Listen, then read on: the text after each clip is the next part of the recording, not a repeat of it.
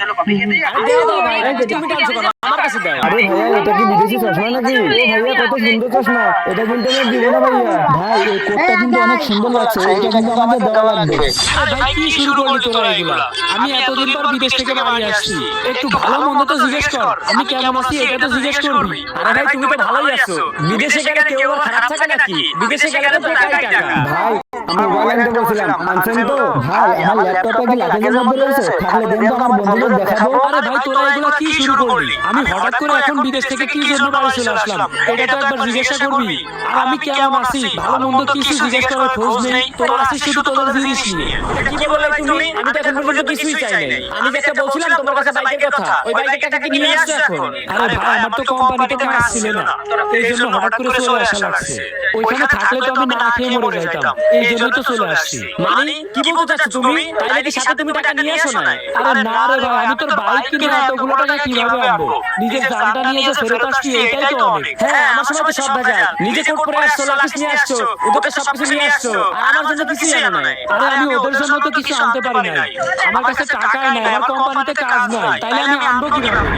কি তার মানে তুমি আমার মোবাইল আনো নাই? না রে ভাই আমি তোর মোবাইলটা আনতে পারি না। আর আমার ল্যাপটপ কই? ল্যাপটপটা এখনই বের করো। আরে ভাই আমি কিছুই আনতে পারি নাই, তোর জন্য বাইক কেনা টাকাও আনতে পারি নাই, তোর জন্য আইফোনও আনতে পারি নাই, আর তোর জন্য ল্যাপটপও আমি আনতে পারি নাই। তুমি কি 5 বছর পর বিদেশ থেকে এসে আমাদের সাথে ফাইজলামি করতেছো?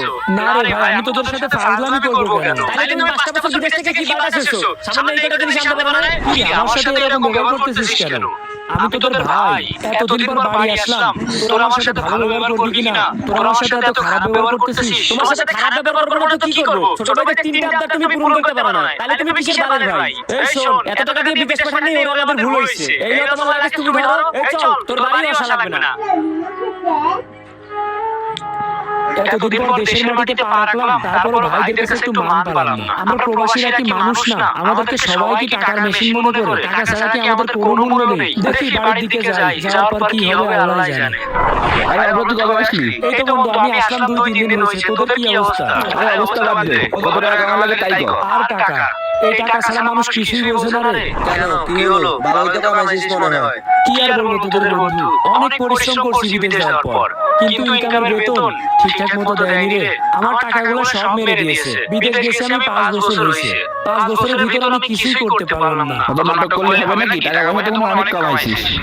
এ ভাই দোকানে যাচ্ছিস সব দিন, আজকের বিল সব অবধ দেবে। বিল অবধ দেবে, এত টেনশন কিসের?